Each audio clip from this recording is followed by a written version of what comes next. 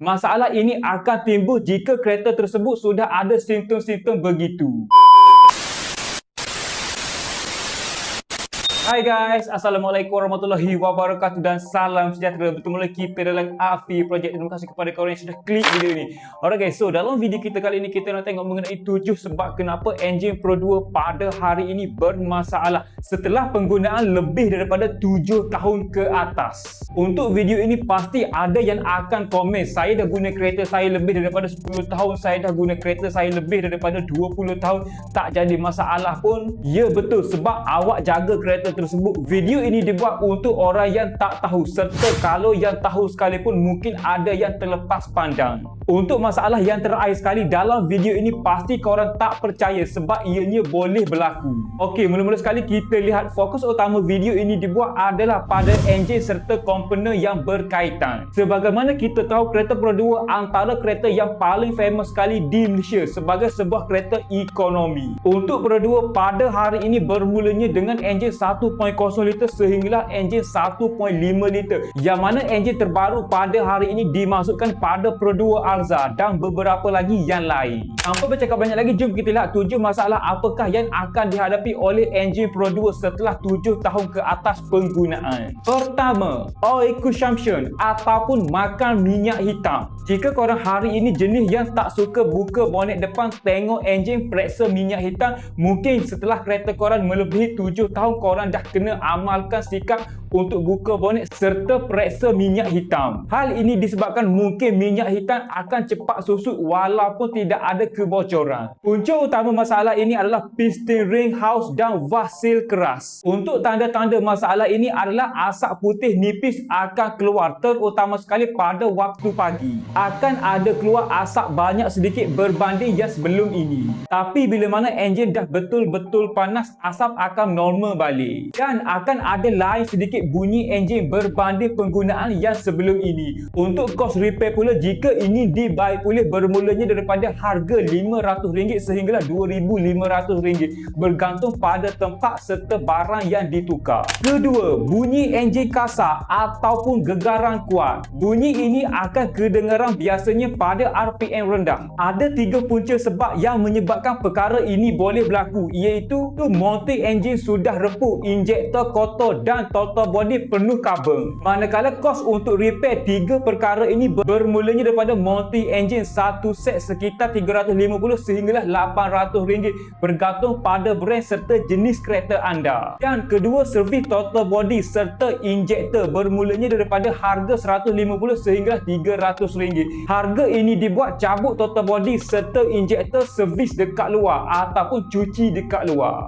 Kenapa pula saya katakan begitu? Jangan pula korang faham servis total body ini cumalah sembur injektor cleaner sahaja dekat total body tersebut yang ada pada kereta. Seterusnya, ketiga, enjin overheat walaupun air cukup. Untuk masalah ini kena tukar part wear and tear sahaja ikut mileage kereta anda. Antara puncanya adalah radiator tersumbat, termostat mula rosak dan water pump house ataupun expire. Bagi jangka hayat untuk termostat ini kena tukar setelah mileage melebihi 80,000 sehingga 120,000. Walaupun tidak mengalami kerosakan, diutama sekali untuk tukar. Lagi-lagi kereta korang yang gunakan air putih bukannya coolant. Jika masalah ini berlaku boleh jadi overheat. Heat gasket mula bocor, anggaran kos bermulanya daripada harga RM1,500 sehinggalah RM3,000 bergantung pada tempat serta barang yang ditukar. Namun untuk kita tukar part wear and tear bermulanya daripada servis total body, tukar termostat serta tukar water pump ini bermulanya daripada harga RM500 sehinggalah RM700 bergantung pada tempat. Keempat, enjin susah hidup, terutama sekali waktu pagi bila mana enjin itu sedang sejuk. Masalah ini kerap berlaku pada kereta yang mana melebihi 7 tahun ke atas. Antara puncanya adalah fuel pump lemah, crank sensor rosak dan spark plug lama. Bagi spark plug, saya boleh katakan jika korang tukar spark plug yang mana harganya bermula daripada harga RM35 sehinggalah harga RM50, kereta tersebut buat daily pastikan tukar setahun sekali untuk spark plug ini jika tak nak ikut mileage yang betul. Untuk anggaran kos tukar 3 barang ini bermulanya daripada fuel pump dengan harga 350 sehinggalah RM700 bergantung pada brand yang ditukar. Sensor dan coil plug bermulanya daripada harga RM150 sehinggalah RM400. Harga yang dinyatakan ini bergantung pada kawasan serta upah pomen. Kelima, kebocoran minyak enjin. Ini merupakan antara masalah utama kereta yang mana melebihi 7 tahun ke atas.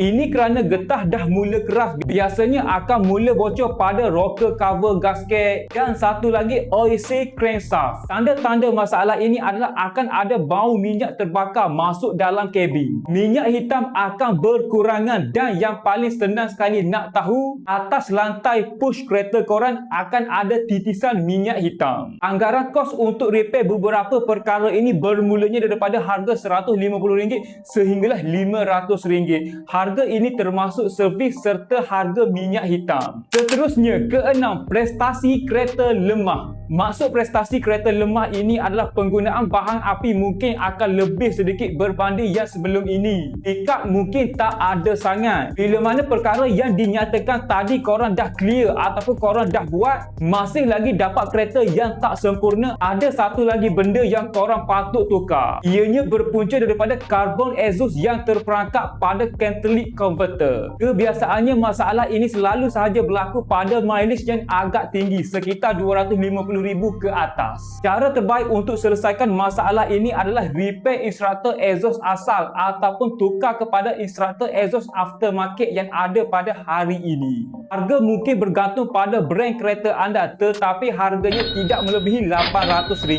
Alright guys, seterusnya kita masuk yang terakhir sekali, iaitu yang ketujuh. Ia adalah servis tidak ikut masa dan salah pilih minyak enjin. Berkenaan dengan minyak enjin ini, mungkin kita akan merujuk pada minyak enjin klon ataupun minyak enjin tiruan. Ini merupakan perkara yang paling penting sekali untuk servis pada sesebuah kereta. Cari minyak enjin yang original. Bila mana korang dah tukar minyak enjin yang original ini, pastikan setiap 1 tahun buat servis pada crankcase. Tengok oil cap ataupun dalam bahasa kampung kita panggil tengok cendawan. Ada lumpuh minyak ataupun tidak, lebih tepat lagi ia dipanggil oil selut. Dekat sini korang akan tahu bila mana kereta korang guna minyak hitam klon, akan ada serpihan tahi besi dan parti minyak hitam yang melekat pada oil cap. Ia boleh menyebabkan kereta korang overheat sekaligus kereta tersebut mati dengan sendiri. Ini disebabkan oleh piston tidak boleh menerima minyak hitam kerana minyak hitam tak boleh naik. Biasanya perkara ini akan berlaku bila mana korang buat perjalanan yang jauh serta low RPM pada RPM tinggi. Contohnya seperti lebuh raya. Masalah ini akan timbul jika kereta tersebut sudah ada simptom-simptom begitu. Alright guys, so itu adalah 7 sebab kenapa enjin Pro Duo bermasalah setelah 7 tahun ke atas penggunaan.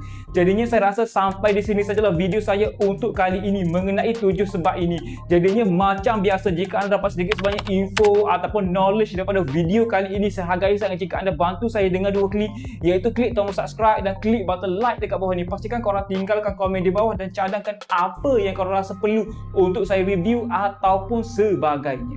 Terima kasih.